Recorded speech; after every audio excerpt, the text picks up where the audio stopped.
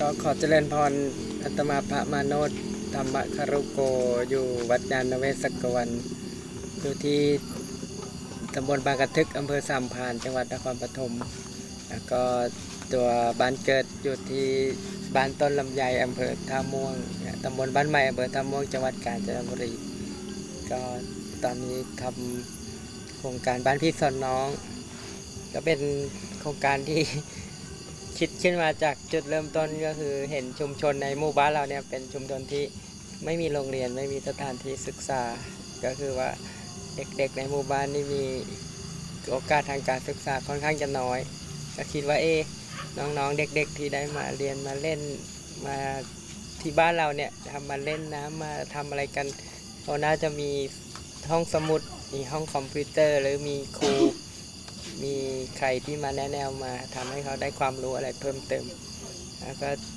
จุดแรกอีกจุดหนึ่งก็คิดว่าอยากจะมาหลีกเล้นจากการปฏิบัติกิจบางครั้งอยากจะมาเก็บอารมณ์มาเก็บตัวนั่งสมาธิก็คิดว่าจะท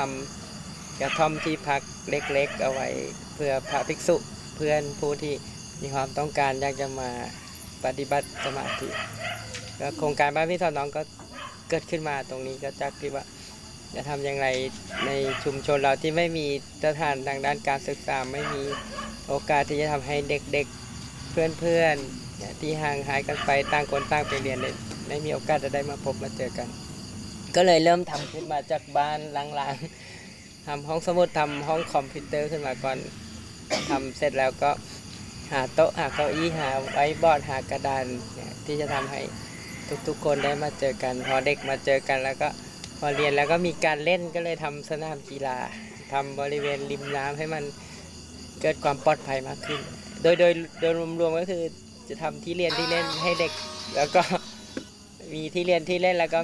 มีองค์ความรู้อะไรที่เราอยากจะให้คนในชุมชนได้รับจากสิ่งที่เราได้บวชได้เรียนด้วยก็เป็นโครงการที่ใช้บ้านใช้พื้นที่ส่วนตัวเนี่ยของแม่ของบ้านเกิดเราเองเอามาทำเป็นประโยชน์ก็คงจะทำไปเรื่อยๆแต่ก็คาดหวังว่าอยากจะให้มีน้องๆมีเพื่อนๆหรือผู้ที่มีองค์ความรู้อะไรเห็นว่าอยากมีจิตอาสาจะมาสอนหรือถ่ายทอดองค์ความรู้ให้กับเด็กๆในหมู่บ้านเราก็อยากจะเปิดโอกาสให้ทุกๆคนได้มานะครับเมืองกาญจนบุรีเป็นเมืองท่องเที่ยวถ้าเพื่อนเรามีคนที่เรารู้จักเขาได้ผ่านมาก็เชิญมาพักมานอนอะไรได้ก็เหมือนกับการมีโฮมสเตย์ให้ทุกคนได้มาพักได้มารับความรู้ได้มาชมหมู่บ้านหรือชุมชนเรามันก็เลยเป็นเรื่องที่ต่อยอดขึ้นมา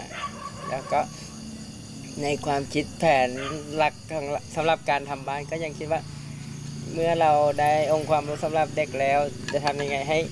องค์ความรู้ของผู้ใหญ่ที่เรื่องการประกอบอาชีพที่จะมาคุยจะมาแนะนำกันก็อยากจะทำตรงนี้อีกก็คงจะเป็นอะไรที่ค่อยเป็นค่อยไปตอนนี้ก็ทำมาได้2 ปี